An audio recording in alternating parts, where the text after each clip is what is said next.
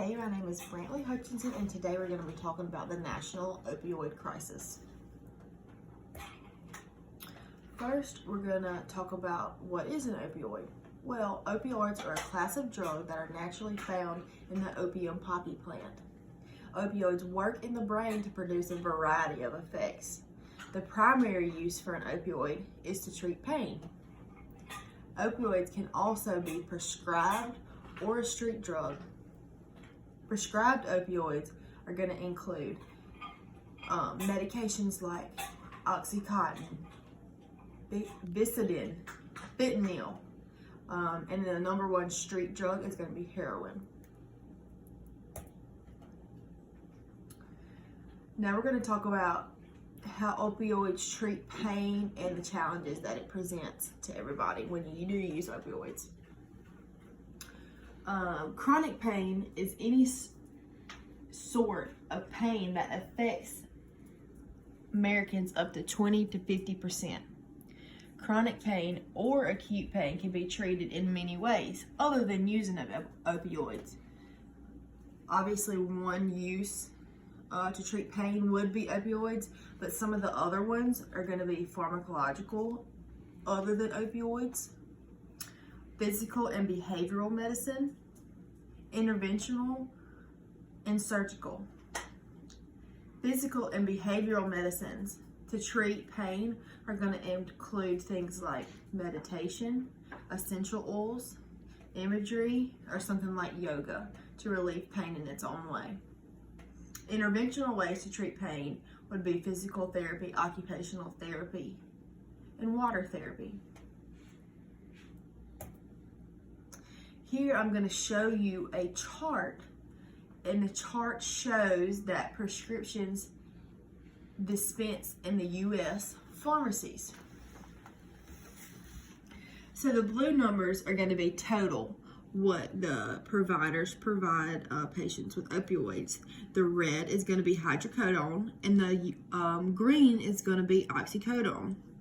And you can see that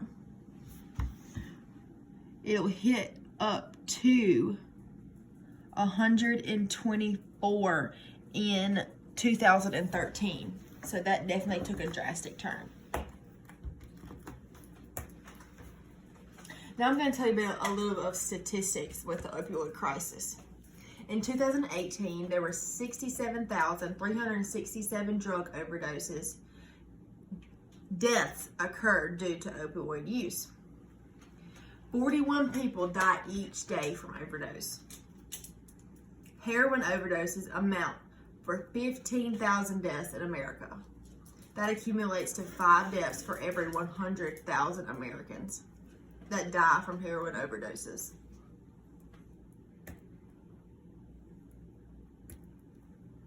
Now we're going to talk about some of the consequences of opioids. The number one consequence of opioid use is overdose. In 2014, there were over 900,000 deaths by overdose. Other consequences of opioids are depending on an opioid to survive. It can also cause organ damage, and it can also cause psychological harm and physical harm.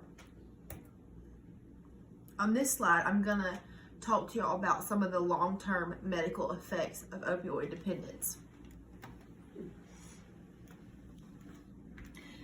Some of the neurological and psychiatric consequences of opioids are going to be depression, hallucination, confusion, drowsiness, headache, dizziness. It can cause your heart to go into an arrhythmia and also cause an infection of the cardiac lining and valves.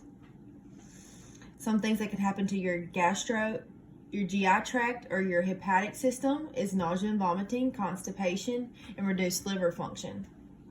Some things that could happen to your skin would be hives, rash. Some behavioral would be addiction, tolerance, dependence, and mood swings.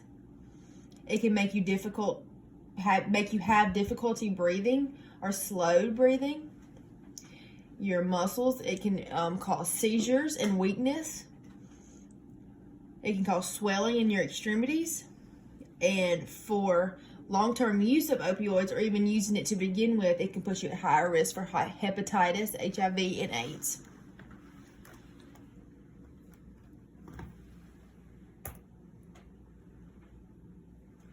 President Donald Trump declared the opioid crisis a public health emergency.